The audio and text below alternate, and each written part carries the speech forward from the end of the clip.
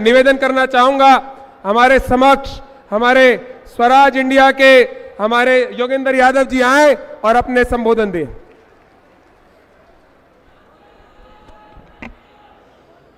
आदरणीय राहुल गांधी जी, माननीय हुड्डा साहब, माननीय वेणुगोपाल जी, मंच पर उपस्थित इस इलाके के चारों उम्मीदवार, मंच पर उपस्थित तमाम गणमान्य नेता और इस इलाके से आए हुए तमाम मेरे बहनों और भाइयों, मैं कांग्रेस पार्टी से नहीं हूं। यहां के साथी बताएंगे हमने कई बार कांग्रेस का विरोध भी किया है, लेकिन आज मैं कांग्रेस का वोट मांगने के लिए क्यों आया हूं आपके बीच? इसलिए कि आज इस देश में और हरियाणा प्रदेश में झूठ की सरकार है, लूट की सरकार है और फूट की सरकार है। इस सरकार को उखाड़ फेंकने के लिए, निवेदन करने के लिए आपके यहां का बच्चा, यहां रेवाड़ी के पास सहारणवास गांव का बच्चा आपके सामने हाथ जोड़ के खड़ा हूं। राहुल जी, ये जो तीनों समस्याएं हैं उसका बहुत बड़ा शिकार है ये दक्षिण हरियाणा। झूठ का शिकार इसलिए है कि यहीं रेवाड़ी से नरेंद्र मोदी जी ने अपना प्रधानमंत्री बनने का सिलसिला शुरू किया था। कहा था इस इलाके के सेनानियों को मैं ये दूंगा वो दूंगा, और दिया क्या? अग्निवीर की स्कीम दी।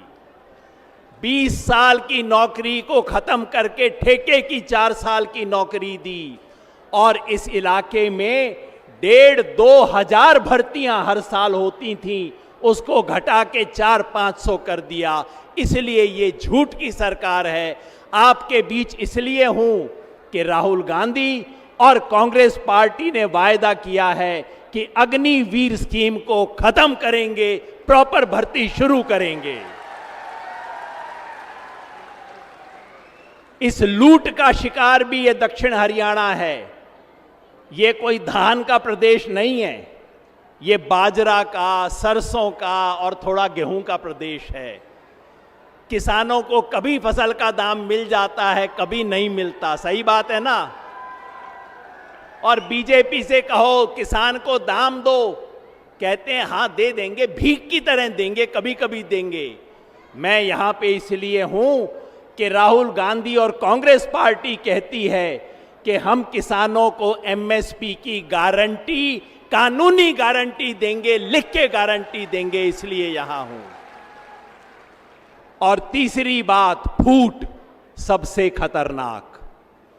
झूठ और लूट का तो फिर भी मुकाबला हो जाता है, लेकिन जो भाई भाई को लड़ाए उसका कोई मुकाबला नहीं है।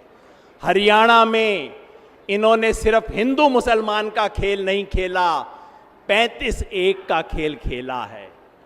हमारे इलाके में इसका असर भी है। इसलिए मैं यहां के सभी लोगों को कहना चाहता हूं, हमारे इलाके की सरदारी बैठी है, सबको याद दिलाना चाहता हूं, भाई एक नाम याद रख लेना। जब इस रैली से वापस जाओ तो किसी बच्चे को कहना YouTube पे आपको दिखा देगा। क्या नाम? मंगेश यादव। उत्तर प्रदेश में बस YouTube देख लेना, मंगेश यादव कौन था, उसकी हत्या उत्तर प्रदेश पुलिस ने क्यों की थी, बाकी सब अपराधियों को क्यों बचाया था, सिर्फ मंगेश यादव की हत्या क्यों हुई थी, आपको सच्चाई समझ आ जाएगी। और सच्चाई ये है, जैसे हरियाणा में जाट समाज के खिलाफ सब लोगों को भड़काती है बीजेपी, ठीक उसी तरह उत्तर प्रदेश और बिहार में यादवों के खिलाफ भड़काने का काम बीजेपी करती है। ये बात गांव-गांव तक पहुंचाना आप। भाई ये किसी के सच्चे नहीं हैं, ये सिर्फ कुर्सी के सच्चे हैं। भाई भाई को भिड़ाने वाले लोग हैं, हमें इसके चंगुल में नहीं आना। बस एक आखिरी बात और, इस इलाके में लूट, झूठ और फूट के अलावा एक समस्या और है, यहां राजशाही भी है।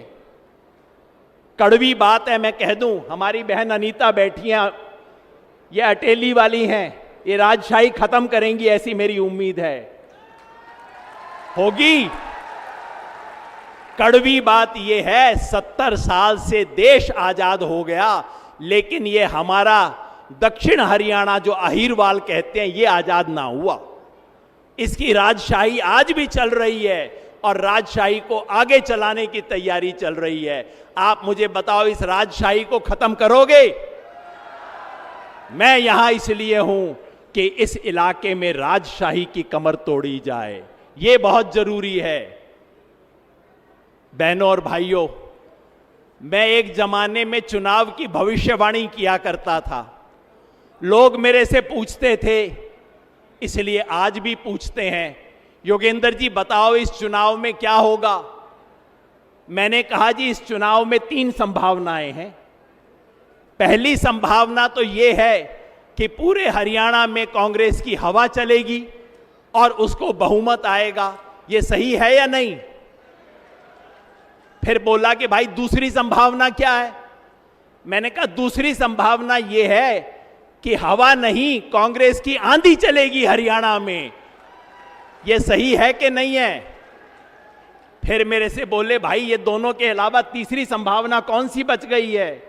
मैंने कहा तीसरी संभावना यह है कि सुनामी चलेगी यहां पे कांग्रेस की।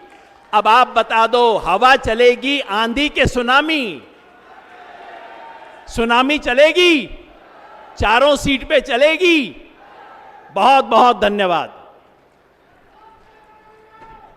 अब मैं निवेदन करना चाहूंगा